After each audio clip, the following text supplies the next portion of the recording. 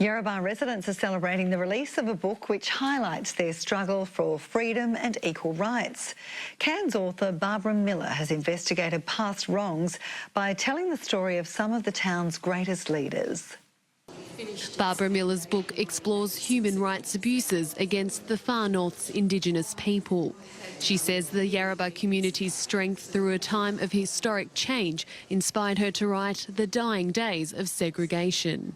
This community here has been amazingly courageous, a community of vision. The stories of more than 200 Yarrabah residents are described in the book, which Barbara mostly wrote in 1984.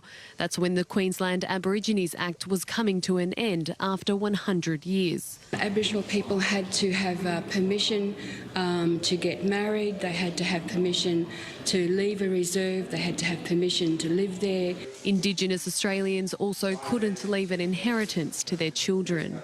The deep south of the USA, very similar story for the deep north of Australia, in particular Queensland. Percy Neal remembers those times well. He claims he was wrongly charged and jailed for spitting at a white store manager at Yarrabah because he was considered a political agitator.